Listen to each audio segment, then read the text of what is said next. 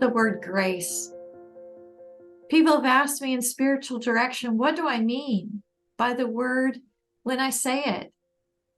For me, grace can mean the place of connection with the Spirit of God in and outside of prayer that moves us into a space of gratitude and hope.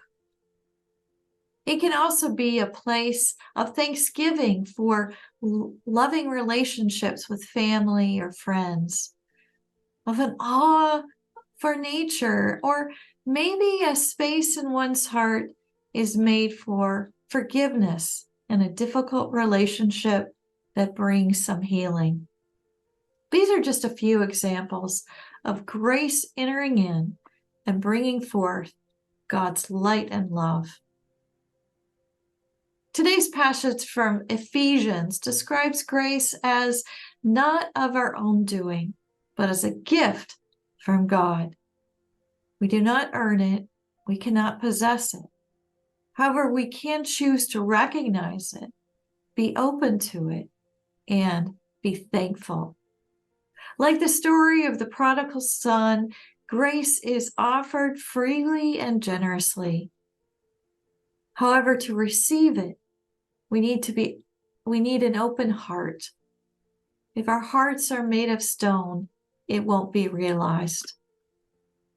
And what about those parts of our life's journey when maybe we didn't see or seek God's grace?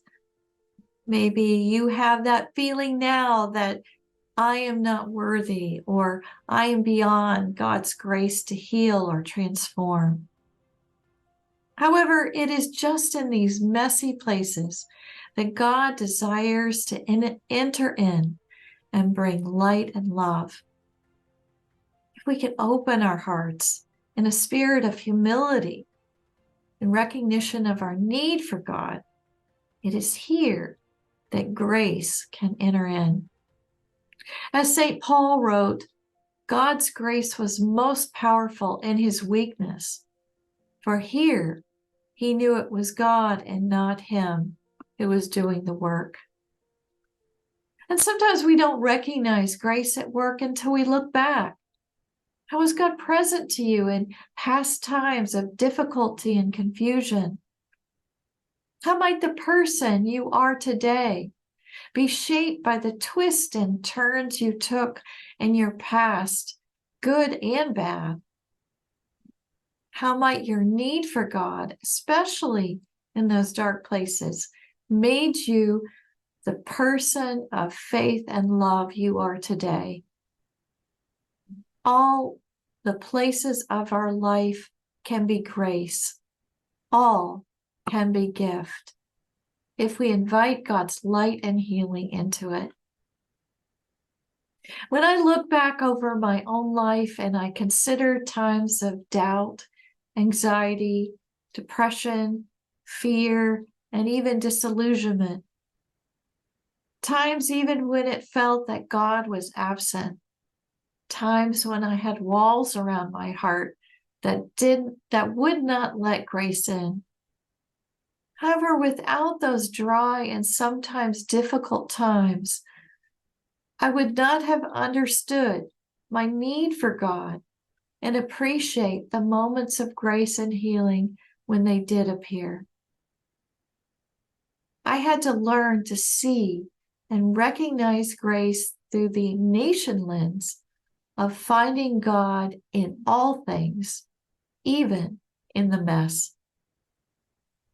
The last line of St. Ignatius' Sushi prayer is, "Your love and grace are enough for me." Your love and grace are enough for me. It is a beautiful challenge to accept God's love and grace as enough.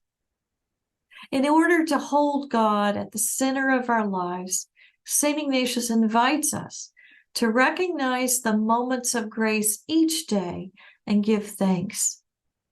In a spirit of gratitude as grace people, we are also invited to share our blessings of God's light and love with the world around us. but not as pillars of the church, but as people of the way. And I invite you to spend a few minutes today giving thanks to God for the blessings of grace in your life, and also to consider how you wish to share all that is so amazing. Peace be with you.